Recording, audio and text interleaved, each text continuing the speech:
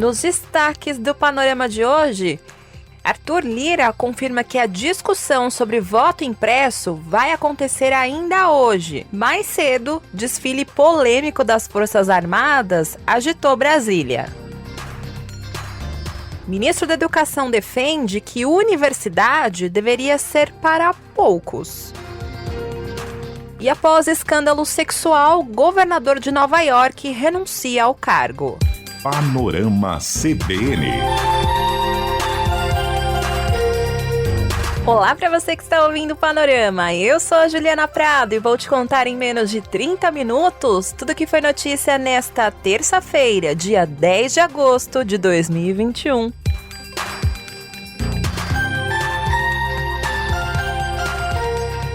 Abra esta edição para te contar que o principal assunto do dia ainda não ficou decidido. Calma que eu vou te explicar essa história. Hoje deve ser votado a famosa PEC do voto impresso. Mas enquanto eu gravo esse podcast, isso ainda não aconteceu. Os deputados ainda estão discutindo esse assunto.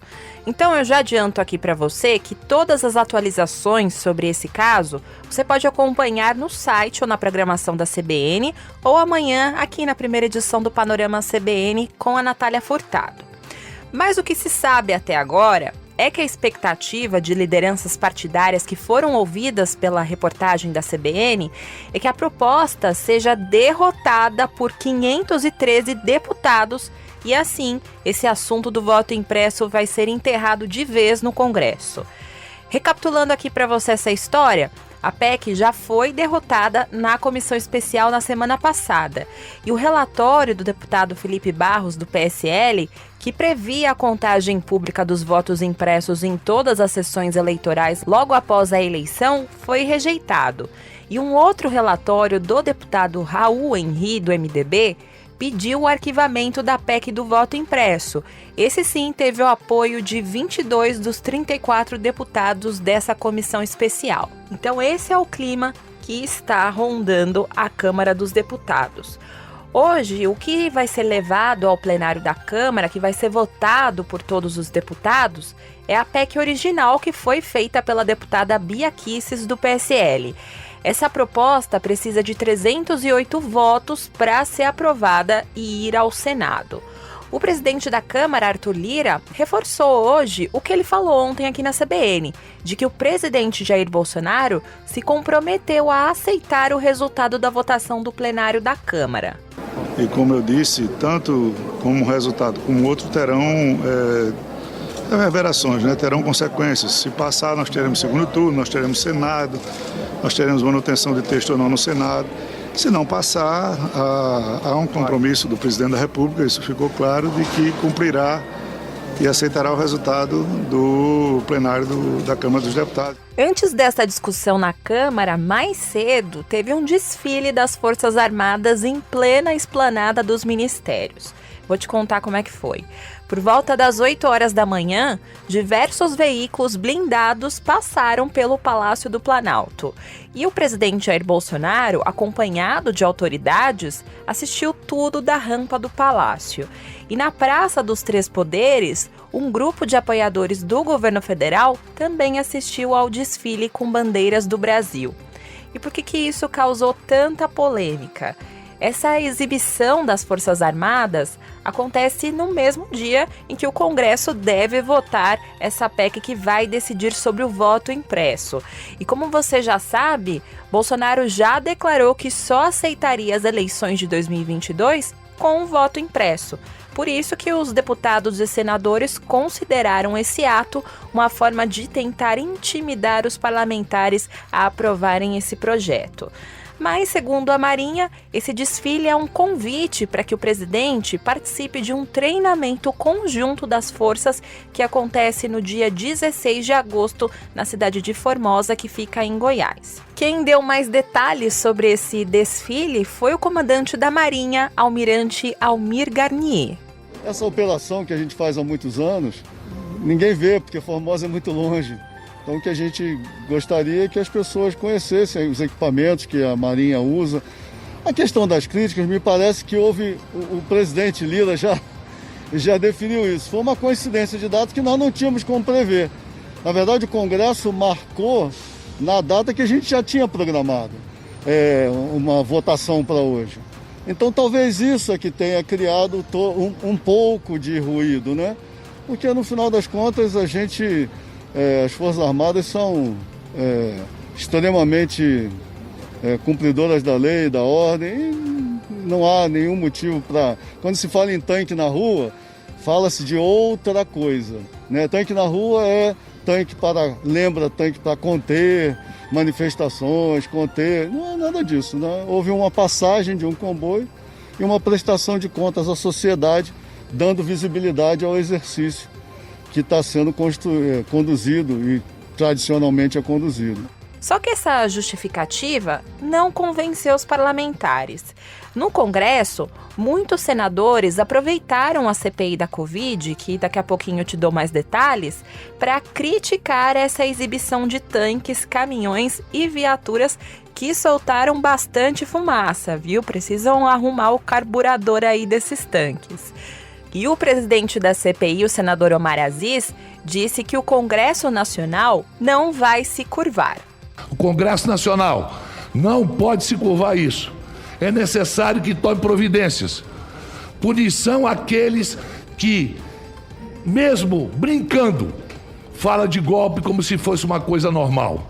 Aqueles que, de uma forma de brincadeira, tratam a democracia como se fosse uma coisa que não deve ser respeitada. A democracia tem que ser respeitada. Nós, senadores, não nos curvaremos a arroubos.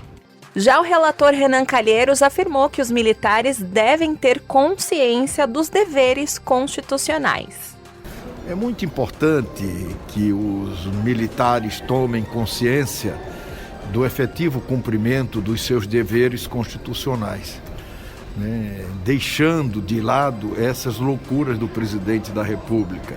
O que está em jogo é a defesa do Estado Democrático de Direito, da Constituição, da institucionalidade, e eles não podem abrir precedentes com relação a isso. O vice-presidente da CPI, Randolph Rodrigues, fez uma comparação inusitada. O que estamos vendo nesses instantes, na Praça dos Três Poderes, na Esplanada dos Ministérios, é uma patética demonstração de fraqueza. Mais patético que aqueles desfiles de Kim Jong-un lá em Pyongyang, na Coreia do Norte. Porque aqueles, pelo menos, é para demonstrar força para o inimigo externo. Este daqui é para demonstrar força diante de quem? A força a ser demonstrada hoje, senhor presidente, e talvez seja não para demonstrar força, mas para esconder. Para esconder e para desviar a atenção do que realmente importa. Com todo o respeito ao circo. Mas hoje resolveram fazer um lamentável espetáculo circense na Esplanada dos Ministérios. Na Câmara, deputados da oposição, incluindo a Jandira Fegali, do PCdoB, e Alessandro Molon, do PSB, posaram com cartazes dizendo ditadura nunca mais.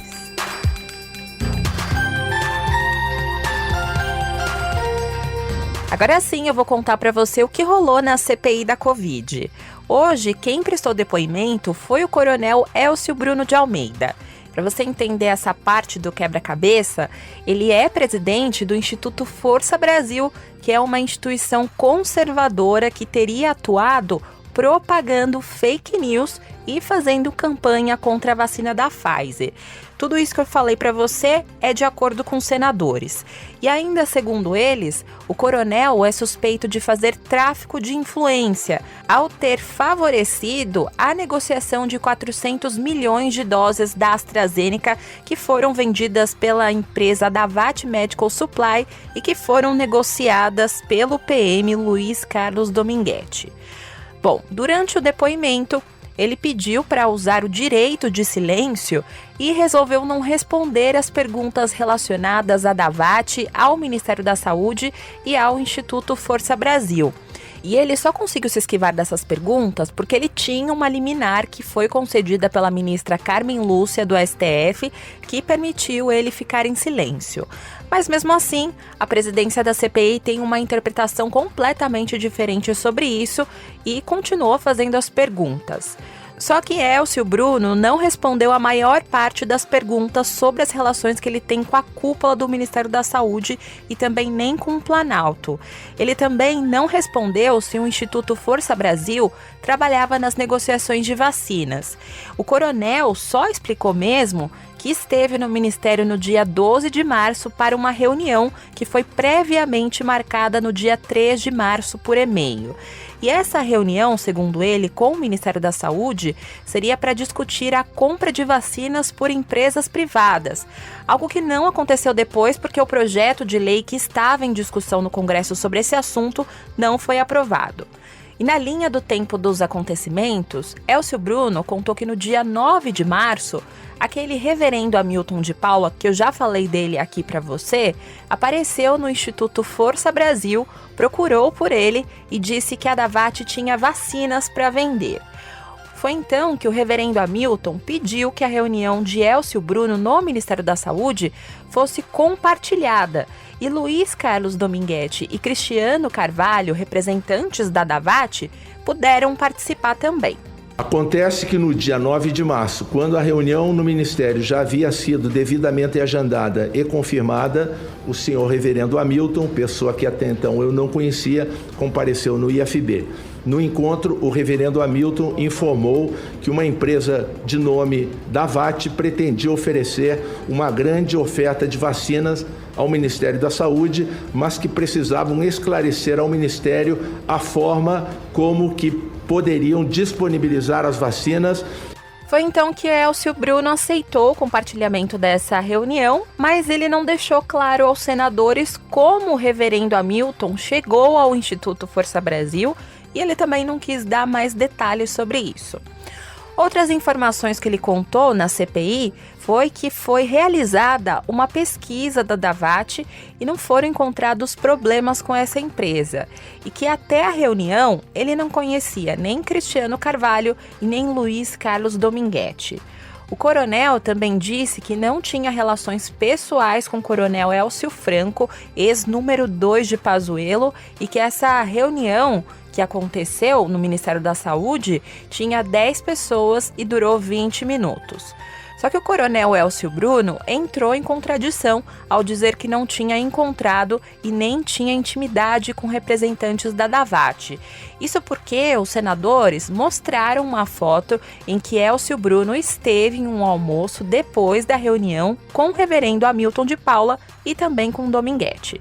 Então, os senadores entenderam que Elcio Bruno mentiu ao dizer que não tinha relação com os intermediadores de vacinas. Bom, de forma geral, esse foi o resumão de hoje, porque como ele se reservou a ficar calado em alguns momentos, foi bem difícil para os senadores extraírem algo a mais para a investigação. O presidente da CPI, Omar Aziz, disse que esse depoimento de hoje vai encerrar o caso Davatt nas investigações da CPI. A ação a Davatt será o último depoimento que nós vamos ouvir. Nós já temos dado suficiente para ter um relatório a falta de responsabilidade de negociar com uma empresa que não tinha uma vacina sequer e que ofereceu 400 milhões de vacina. Mas o que mais nos chama a atenção é os intermediários disso, pessoas de dentro do governo, apoiadores do presidente.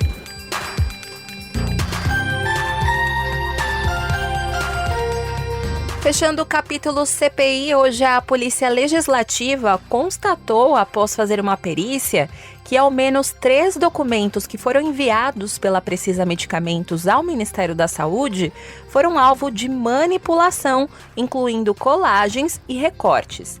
Essa perícia ela foi realizada depois da reportagem da CBN revelar no mês passado indícios de falsificação nos documentos que foram entregues pela empresa para negociar com o Ministério da Saúde a importação de doses da vacina Covaxin.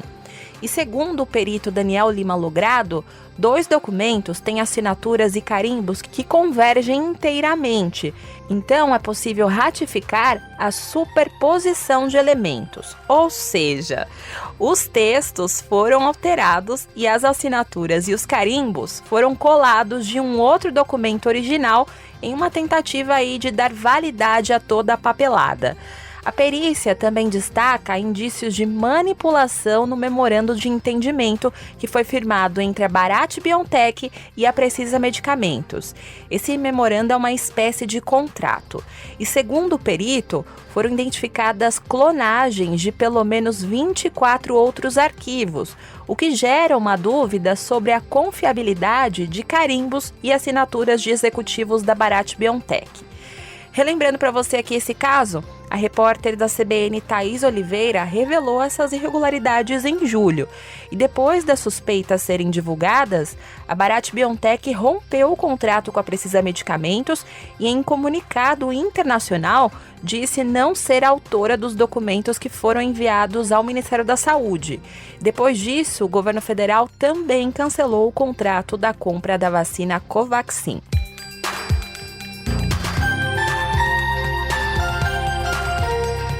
Vou contar aqui para você uma polêmica que surgiu hoje no noticiário. O ministro da Educação, Milton Ribeiro, disse em entrevista à TV Brasil que a universidade deveria ser para poucos. Ele defendeu que os verdadeiros protagonistas do futuro sejam institutos federais que são capazes de formar técnicos. Eu acho que os institutos federais serão a grande, vou usar essa palavra, a grande vedete no futuro. Não tenho outro comentário. Você está cansado de pegar, com todo o respeito que tem aos motoristas, a profissão muito, muito digna, mas eu tenho muito engenheiro, muito advogado dirigindo Uber, porque não consegue a colocação devida. Mas se ele fosse um técnico em informática, ele estaria empregado, porque há uma demanda muito grande. Então eu acho que o futuro é institutos federais, como é na Alemanha hoje. A Alemanha, ela dá atenção, são poucos os que fazem universidade. Universidade, na verdade, ela deveria ser para poucos, nesse sentido de ser útil à sociedade.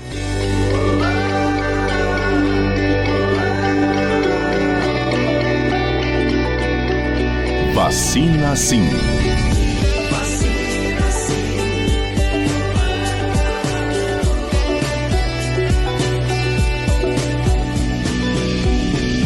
No Vacina Sim de hoje, o secretário executivo do Ministério da Saúde, Rodrigo Cruz, disse em entrevista ao Jornal da CBN que a redução no intervalo entre as doses da vacina contra a Covid da Pfizer deve entrar em vigor no fim de agosto. O objetivo é diminuir a espera de 3 meses para 21 dias. Mas ele destacou que essa medida só começa a valer depois de toda a população adulta receber ao menos uma dose das vacinas disponíveis no Plano Nacional de Imunização. É mais interessante a gente avançar numa estratégia de imunizar com ao menos uma dose de todos os brasileiros, porque a gente já garante uma proteção. E aí sim, a gente partir para uma estratégia de redução desse intervalo vacinal, né? E essa redução desse intervalo, a gente está falando do imunizante Pfizer, porque os estudos técnicos mostram que a AstraZeneca é interessante que se mantenha, assim, um intervalo ali de 12 semanas para que a gente tenha um ganho imunológico mais interessante.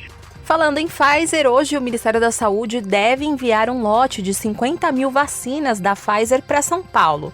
E também se comprometeu a fazer novas remessas até sexta-feira para completar as 228 mil doses que o governador João Dória de São Paulo diz ter sido subtraídas indevidamente do estado. Essa informação é do secretário estadual de Saúde de São Paulo, Jean Gorestein, e também foi confirmada pelo ministro da Saúde, Marcelo Queiroga. Eles teriam chegado a um acordo sobre o envio imediato das doses depois de uma reunião em que o Dória também participou.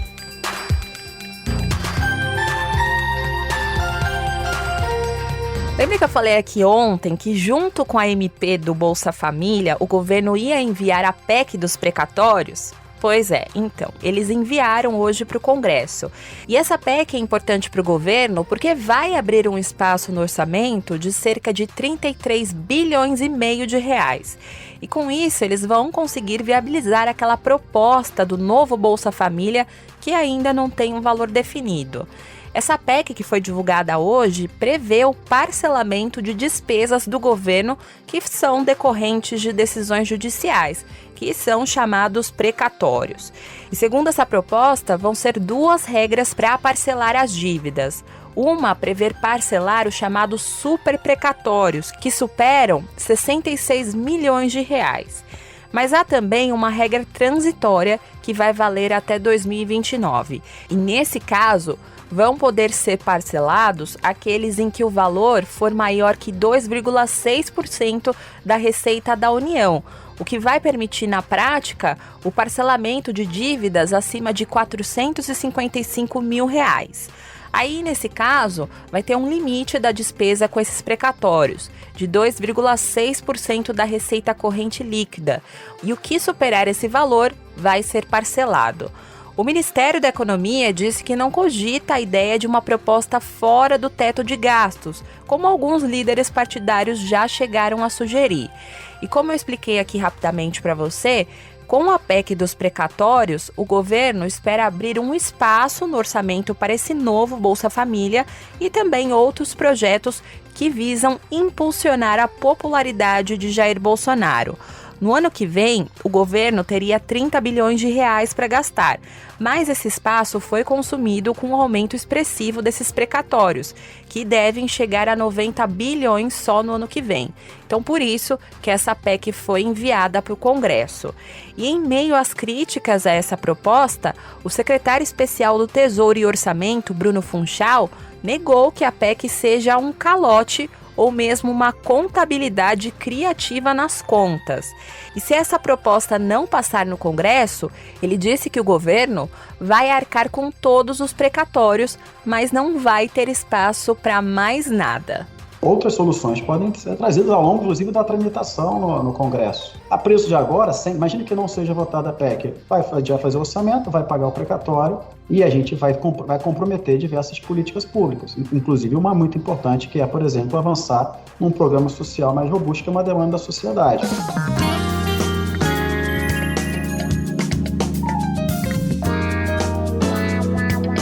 Na economia, uma informação que eu tenho certeza que você já está sentindo no seu bolso. A inflação do país ficou em 0,96 em julho e atingiu a maior alta para o mês desde 2002, quando esse índice foi de 1,19%. Esse resultado foi puxado principalmente pelo aumento na conta de luz. E de acordo com os dados apresentados pelo IBGE, o Índice Nacional de Preços ao Consumidor Amplo, IPCA, acumulado em 12 meses, chegou a 8,99%. No ano, o IPCA já acumula uma alta de 4,76%. E dos 9 grupos de produtos e serviços pesquisados, 8 apresentaram alta. O avanço tem relação principalmente com o reajuste da energia elétrica, que eu contei aqui para você, por causa da mudança da bandeira tarifária. O que aconteceu é que a crise hídrica tem exigido cada vez mais o acionamento das termoelétricas, que é uma energia muito mais cara. E com a alta de 7,88%, a inflação da energia elétrica registrou o maior impacto individual, respondendo sozinha por 0,35 ponto percentual da taxa do mês, como explicou para nossa reportagem o analista da pesquisa do IBGE, André Almeida. A maior variação e o maior impacto vieram do grupo habitação, principalmente por conta da energia elétrica, que subiu 7,88%. Além de reajustes em algumas áreas de abrangência do índice, houve também um reajuste de 52% no valor adicional da bandeira tarifária vermelha patamar 2, ainda em vigor no mês de julho. A cobrança passou a ser de cerca de R$ 9,49 a cada 100 kWh consumidos. Antes, o acréscimo era de R$ 6,24. A segunda maior contribuição do mês veio dos transportes, com impacto do aumento das passagens aéreas e também dos preços dos combustíveis. Na sequência, veio o resultado de alimentos e bebidas, que também ficou acima do registrado em junho. E o único grupo pesquisado a apresentar queda foi o de saúde e cuidados pessoais, que teve a influência da redução dos preços dos planos de saúde.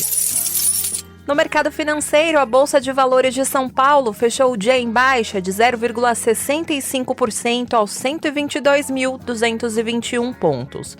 No mercado de câmbio, o dólar comercial fechou o dia em baixa de 0,96%, cotado a R$ 5,196.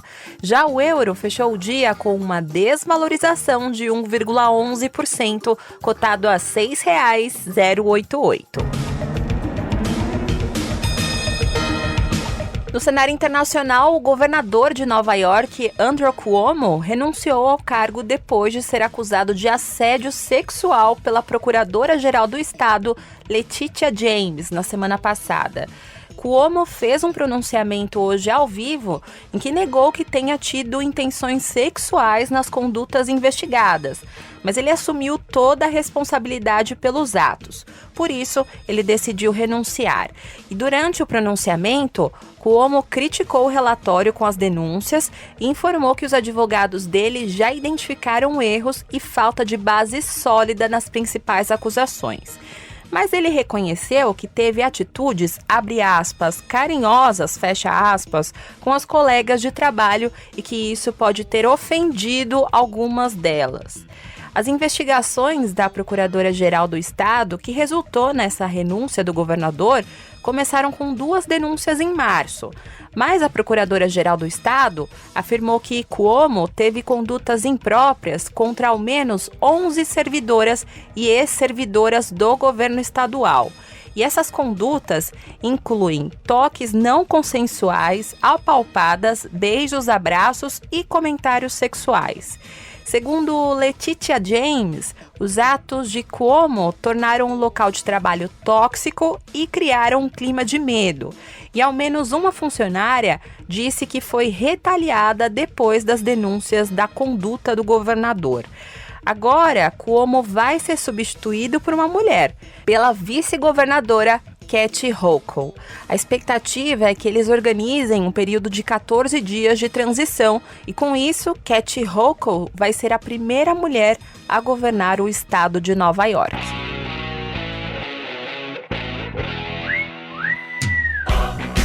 No futebol, falta pouco para o Lionel Messi ser jogador do PSG oficialmente. Depois do pai e empresário dele, Jorge Messi, confirmar o acerto com o clube francês, o atacante viajou para a França junto com a família dele.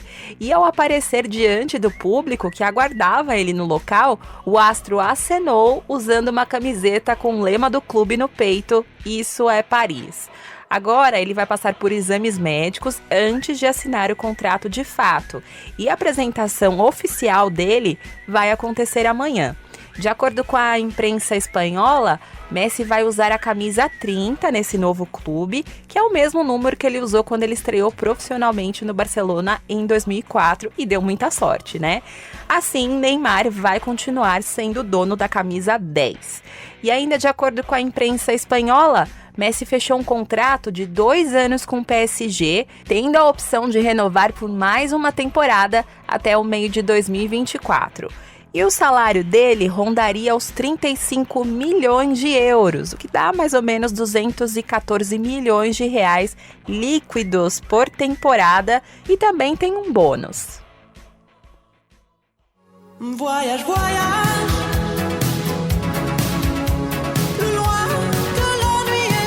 Ao som de Voyage, Voyage, já que o Messi tá na França, eu vou ficando por aqui em mais uma edição do Panorama CBN. Mas amanhã eu volto. O roteiro de hoje foi escrito por mim, a montagem e a sonorização são do Anderson Wendel, o Tico. E você pode me encontrar lá nas redes sociais, no @Juliana_Deprado no Twitter, e no Insta é só procurar por @JulianaDeprado. E também tem o e-mail, juliana.prado@cbn.com.br. E não se esqueça que amanhã tem a primeira edição do Panorama CBN com a Natália Furtado. Beijos pra você e até mais! Chez les blacks, chez les sikhs, chez les jaunes. Voyage, voyage, dans tout le royaume. Sur les dunes du Sahara, des îles Fidji au Fujiyama. Voyage, voyage,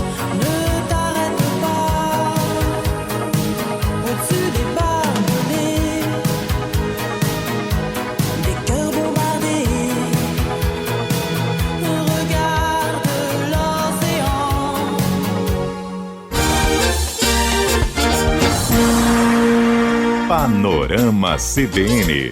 As principais notícias do dia em menos de meia hora.